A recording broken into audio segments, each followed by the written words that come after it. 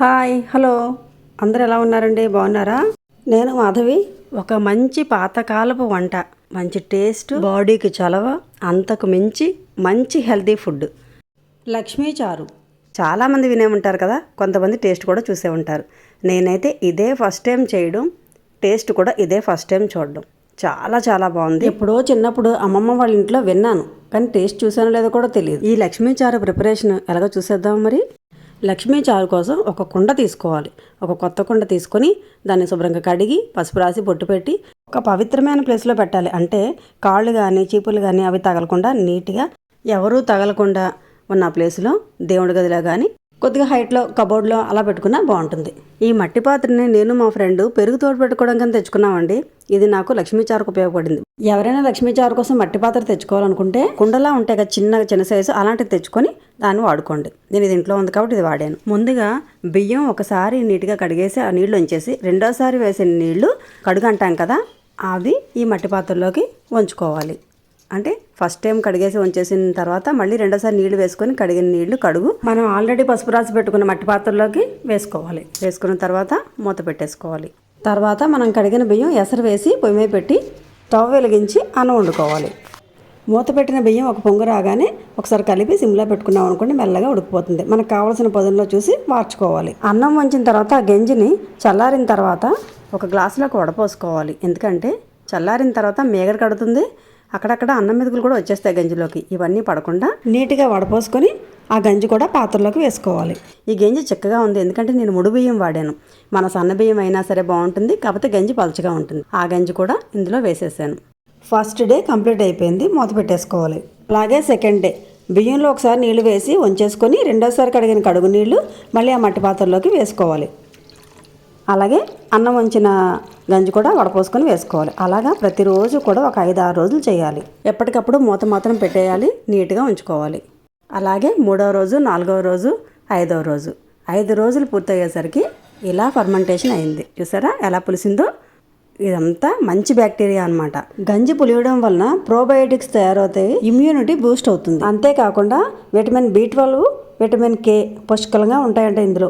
ఇప్పుడు 6th day అండి నేను పెట్టి, ఇదంతా కూడా నేను వేరే గిన్నెలోకి తీసుకుంటున్నాను లక్ష్మీ చారు చేసుకోవడానికి. ఒక విషయం గుర్తుపెట్టుకోండి, నేను ముడి బియ్యం వండాను, సన్న బియ్యమైనా చాలా బాగుంటుంది, గంజి పలచగా ఉంటుంది అంతే. నేను వేరే గిన్నెలోకి తీసుకున్నాను లక్ష్మీ చారు చేయడానికి. కొద్దిగా ఇందులో ఉంచాను ఈ మట్టి పాత్రలో. అది ఒక గ్లాసులోకి తీసుకొని ఈ మట్టి పాత్ర శుభ్రంగా తోమేసి మళ్ళీ పసుపు రాసి అందులోకి వేసుకొని ప్రతిరోజు గంజి కడుగు వేసామనుకోండి, నెక్స్ట్ 3-4 డేస్కే మనకి లక్ష్మీ చారుకి రెడీ అయిపోతుంది. ఎందుకంటే ఆల్రెడీ పులిసింది ఉంది కాబట్టి. ఇప్పుడు మనం లక్ష్మీ చారు ఎలా చేద్దాం చూద్దాం. దానికి కొన్ని వెజిటబుల్స్ కావాలి. అందుకు ఇంట్లో కాసిన వంకాయలు కోసుకున్నాను, బెండకాయలు, ఉల్లిపాయ, కొంచెం ఆనపకాయ ముక్కలు, పచ్చిమిర్చి, టమోటా, ఇంకేమైనా వేసుకోవచ్చు. ఇందులో కొద్దిగా సాల్ట్ వేసుకొని, సరిపడా సాల్ట్ వేయండి, ఎక్కువ వేయొద్దు, సరిపోతే మళ్ళీ వేసుకోవచ్చు. 1/2 టీ స్పూన్ పసుపు, 1/2 టేబుల్ స్పూన్ కారం వేసాను. కారం మీకు నచ్చకపోతే మానేయవచ్చు, ఇది ఆప్షనల్ అండి. కారం బాగా కలిపి స్టవ్ వెలిగించాను, అది మరుగుతూ ఉంటుంది. ఇలాగా మనం వెజిటేబుల్స్ కట్ చేసుకుందాం. మనం పప్పుచారు ఎలా చేసుకుంటామో సేమ్ అదే ప్రాసెస్, కాకపోతే ఇందులో చింతపండు కానీ నిమ్మకాయ కానీ వేయం. గంజి కడుగు 5-6 రోజులు ఫర్మెంటేషన్ అయిన పులిపే సరిపోతుందండి. ఆనియన్స్ పొడుగ్గా చీలికలుగా కట్ చేసుకుంటే బాగుంటుంది. పచ్చిమిర్చి కూడా అలా పొడుగ్గా చీరుకోవాలి. అలాగే బెండకాయలు నేను చిన్నవి వేస్తాను, ఇలా మధ్యలో కట్ చేసుకొని ఒకసారి చూసుకున్నాం అనుకోండి, పుచ్చులు ఏమైనా ఉంటే తెలుస్తుంది. నేను పులుసుల్లోకి, పప్పుచారులోకి, సాంబార్లోకి ఇలాగే వేస్తాను. పెద్ద కాయలు ఉన్నాయనుకోండి బెండకాయలు, అవి 2-3 ముక్కలు కట్ చేసి వేసుకోవచ్చు. ఉప్పు, పసుపు, కారం వేసిన ఈ లక్ష్మీ చారు మరుగుతుంది కదా, అందులో ఈ కట్ చేసిన వెజిటేబుల్స్ అన్నీ వేసేసుకొని ఒక్కసారి మూత పెట్టి ఈలోగా వంకాయలు కట్ చేసుకుందాం. ఒకేసారి అన్ని వెజిటేబుల్స్ కూడా కట్ చేసి వేసుకోవచ్చు. కాకపోతే ఏంటంటే ఈలోగా ఉడుకుతూ ఉంటాయి కదా. ఒక గిన్నెలోకి నీళ్ళు తీసుకుని అందులో 1 టేబుల్ స్పూన్ రాక్ సాల్ట్ వేసాను. వంకాయ ముక్కలు కట్ చేసి అందులో వేస్తున్నాను. తర్వాత నీళ్ళలో తీసి లక్ష్మీ చారులోకి వేసేస్తున్నాను వంకాయ ముక్కలు. ఒక్కసారి కలిపి మూత పెట్టేద్దాం.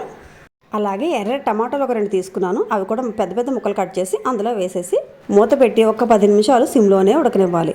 ఈ చారుకి లక్ష్మీ చారు అని ఎందుకన్నారంటే, మా పెద్దవాళ్ళు చెప్పింది ఏంటంటే, లక్ష్మి అంటే మనం డబ్బు ఒకటే అనుకుంటాం, నగలు అనుకుంటాం, కానీ కాదు, ఆరోగ్యం కూడా మనకు లక్ష్మి లాంటిదే.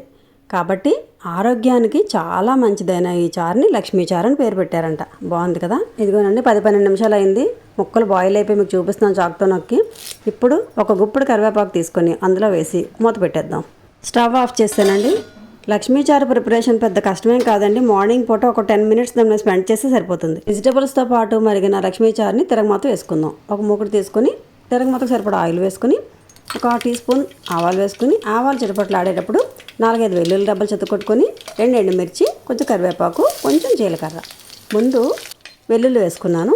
వెల్లుల్లి కొంచెం వేగిన తర్వాత అప్పుడు 1 టీ స్పూన్ జీలకర్ర వేసాను, ఎందుకంటే జీలకర్ర తొందరగా వేగిపోతుంది. ఎండుమిర్చి, కరివేపాకు కూడా వేసేసి పోపు వేగిన తర్వాత లక్ష్మీ చారుని అందులో తిరగమూత వేసేసి మూత పెట్టేయాలి. వెంటనే మూత పెట్టేసి ఒక 10 నిమిషాల వరకు తీయకూడదండి, ఆ ఫ్లేవర్ అంతా బాగా పడుతుంది. ఒక 10 నిమిషాల తర్వాత మూత తీసి బాగా కలిపి సర్వ్ చేసుకోవడమే.